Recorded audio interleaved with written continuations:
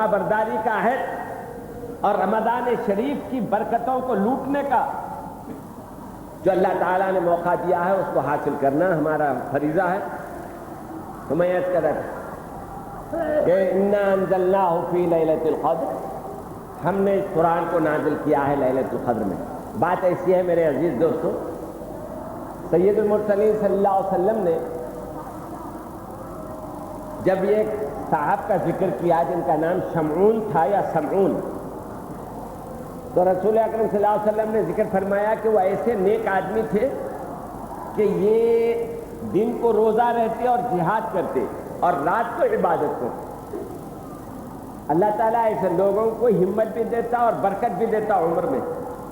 تو 83 برس 4 مہینے یعنی 1000 مہینے تک انہوں نے اللہ کی عبادت کی اور دن کو جہاد اور روزہ. یہ اپنے جیسا روزہ رہ کے چائے سے کیسے ہو جاتے، نماز بھی پڑھ لیں تو ایسا معلوم ہو رہا ہے 50 برس کے مریض ہیں. یہ اٹھے تو بیٹھنا نہیں آ رہا، بیٹھے تو اٹھنا نہیں آ رہا، رکوع بھی کیا تو یوں مارا پھر چلا، ذرہ نہیں اٹھ رہا ہے. کیسی عبادت ہوتی ہے؟ وہ تو خدا کا کرم ہے کہ ہماری عبادت پھر بھی وہ قبول فرما لے تو ان کا کرم ہے، ورنہ یہ تو عبادت ایسی ہے کہ ہماری عبادت ہمارے منہ پہ مار دی جائے. تو ارشاد ہوتا ہے انا انزلناہ فی لیلۃ القدر، ہم نے قرآن پاک کو قدر کی رات میں نازل کیا. وما ادراک ما لیلۃ القدر، کیا جانا آپ نے لیلۃ القدر کیا ہے؟ تو عرض کر رہا تھا کہ رسول اکرم صلی اللہ علیہ وسلم نے صحابہ سے جب ذکر کیا شمعون کا کہ انہوں نے 83 برس 4 مہینے یعنی 1000 مہینے تک دن کو عبادت اور یعنی دن کو جہاد اور روزہ اور رات کو عبادت. تو صحابہ کرام نے عرض کیا کہ یا رسول اللہ، اس نے صرف عبادت 83 برس 4 مہینے کی ہے اور ہماری پوری عمر 60 سال 62 سال 63 سال، وہ بھی ذرا شرافت سے پہنچے تو میں تو ادھر ہی گئے ہے نا.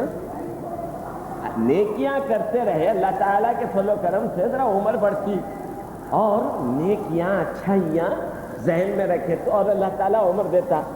تو صحابہ نے کہا یا رسول اللہ، ہماری عمر ایوریج ہوئی تو 60 سال کی یا 70 سال کی. تو 60 سال 70 سال کی ہماری جو عمر ہے 60 برس کی، اگر روزانہ 8 گھنٹے سوئے تو 20 برس ہمارے سونے میں چلے گئے. 1/3 24 گھنٹے کیا ہے دن اور رات، 24 میں سے 8 گھنٹے سونے میں چلے گئے تو 1/3 گیا نا. تو 60 سال کا 1/3 20 سال. روزانہ 8 گھنٹے کام کریں 20 سال اس میں چلے. جوانی کے بچپن کے 18 سال بچ گئے کتنے؟ اونلی 2 ایئرس، صرف 2 سال بچ گئے عبادت کے اللہ تعالیٰ کی. فقط خدا کی عبادت کے 2 سال بچے ہیں اور 60 سال میں ہم نے عبادت کی 2 سال. اور یہ 2 سال کی عبادت ان لوگوں کی 60 سالہ عبادت یا 83 برس کی عبادت کے برابر کیسی ہوگی یا رسول اللہ؟ نتیجہ یہ ہوگا کہ وہ جنت میں آگے چلے جائیں گے اور ہم جنت میں پیچھے رہ جائیں گے اور آپ کی امت خسارے میں رہے گی. رسول اللہ صلی اللہ علیہ وسلم کو بڑا ناگوار گزرا اور حضرت صلی اللہ علیہ وسلم نے رنج محسوس فرمایا.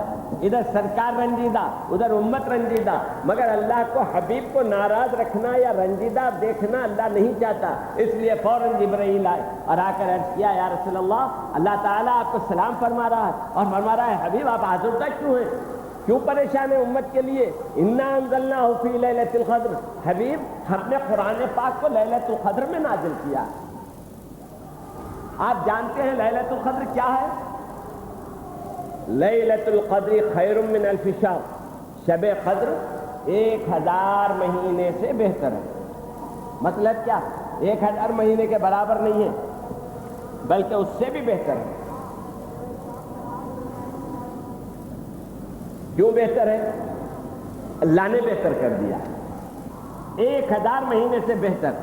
اور آپ کو معلوم ہونا چاہیے کہ اللہ تبارک و تعالیٰ کے فضل و کرم سے ہم کو ایک رات عبادت اگر کر لیں تو 1000 مہینے عبادت کرنے سے زیادہ ثواب ملے گا.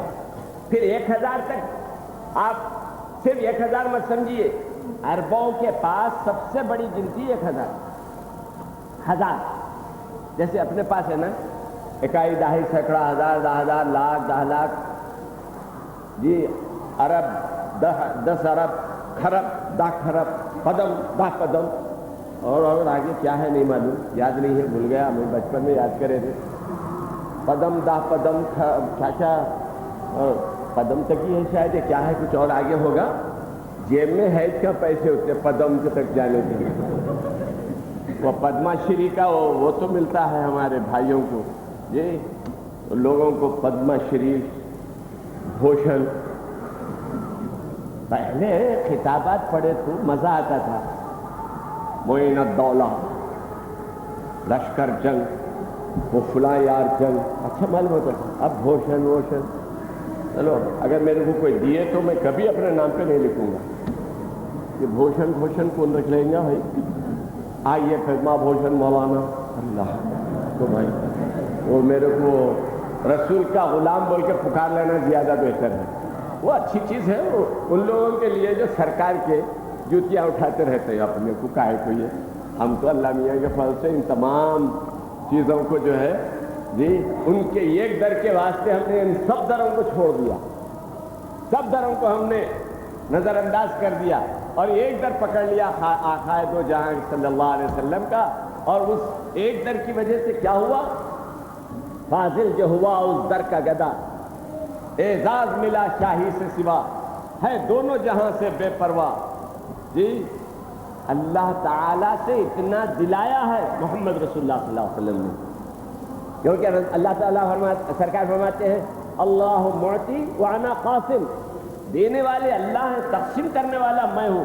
اس لیے ہمارے والد صاحب فرماتے ہیں فاضل جو ہوا اس در کا گدا، اعزاز ملا شاہی سے سوا، ہے دونوں جہاں سے بے پرواہ، اتنا دیا کملی والے نے. جی جناب بیٹھ جائیے. کیا لگا دیے منہ کے اوپر میرے؟ تو میرے عزیز بھائیوں، باہر دور دور تک لوگ بہت مانگتے ہیں. اس طرح سے بھائیوں نے خواہش کی تو اس کو تیار کر لیا جا رہا ہے، ورنہ لوگ تیار کر رہے ہیں، ورنہ میرے کو اس کی خواہش نہیں ہے. امریکہ انشاءاللہ آئندہ مہینے میں، کینیڈا میں ہمارا پروگرام ہے، 1 مہینے کے واسطے شاید وہاں جانا پڑے. لوگ باہر کہتے ہیں سمجھتے ہیں منگنے کو گیا شاید. ایک صاحب تو تقریر میں بولے انٹرنیشنل فقیر. تو میں میری ذات کے لیے نہیں مانگتا، ہاں قوم کے لیے تو برابر مانگوں گا. قوم کے لیے اس سے پہلے بھی مانگا ہوں، نظامیہ کے لیے ایک صف میں 4 مینار کی یعنی مکہ مسجد کی گھوم کر مانگا ہوں. اور محمد علی بیگ صاحب کی دکان کے سامنے کھڑے رہ کر بڑی چادر پکڑ کر وہاں میں نے نظامیہ کے لیے مانگا ہے. اور اللہ کے فضل و کرم سے ہر وقت نظامیہ کی ہم تائید کرتے ہیں، مگر اس کا ریٹرن اچھا نہیں ملتا ہمارے کو. یعنی بھائی مدرسے والے آپس میں محبت سے رہنا نا، مگر ہماری ون وے ٹریفک چل رہی ہے. کبھی بھی نظامیہ والے میرے واسطے کبھی اپیل کیے نہیں. میں کرتا ہوں اور آج بھی آپ سے اپیل کرتا ہوں کہ یہ سامنے ہمارے دروازے کے سامنے نظامیہ کا ڈیرا ہے، اس میں جاتے ہوئے نظامیہ کے لیے اعانت فرمائیے اور تعاون فرمائیے، کیونکہ وہ مدرسوں کے ایک بہت ہی بنیادی مدرسہ ہے. اور میں بھی وہاں کے امتحانات دیا ہوں، اس لیے وہ ہمارا بھی جو ہے یعنی کیا کہتے ہیں مرکز رہا ہے، اور اس سے ہمارے کو بڑی دلی محبت ہے. میں نہیں قائم کرتا تھا، مگر ہمارے وہ اس کے امیر جامعہ تھے، انہوں نے ایک دن کہا عاقل صاحب کو کاہے کو دلچسپی ہے نظامیہ سے؟ اگر ان کو ایسے ہی تعلیم سے دلچسپی ہے تو ایک الگ مدرسہ کیوں نہیں کھول لیتے؟ میں بولا ایسی بات ہے، اچھی بات ہے، کھول لیتا ہوں. کھول لیا. تو میں الگ نہیں ہوا بلکہ الگ کیا گیا. تو اس لیے میں نے اس مدرسے کو قائم کیا. ہاں بھائی میں عرض کر رہا تھا کہ رسول اکرم صلی اللہ علیہ وسلم کے صدقے میں ہم کو بڑی بڑی نعمتیں ملی ہیں، اور سرکار عالم صلی اللہ علیہ وسلم کے طفیل میں اللہ تعالیٰ نے ہم کو ہر اعتبار سے نوازا ہے۔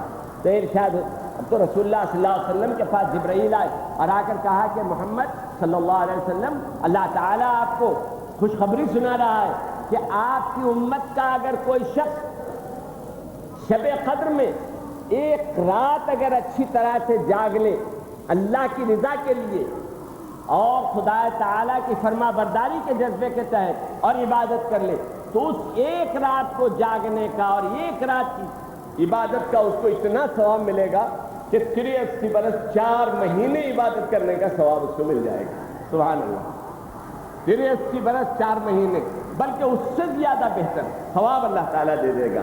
تو میں عرض کر رہا تھا میرے عزیز بھائیوں کہ اس مبارک رات میں ایک عبادت 83 برس 4 مہینے کے برابر، بلکہ اس سے بھی بہتر۔ تو آپ حضرات سے میری گزارش ہے خوب عبادت کیجیے، اور عبادت میں کیا کریں گے؟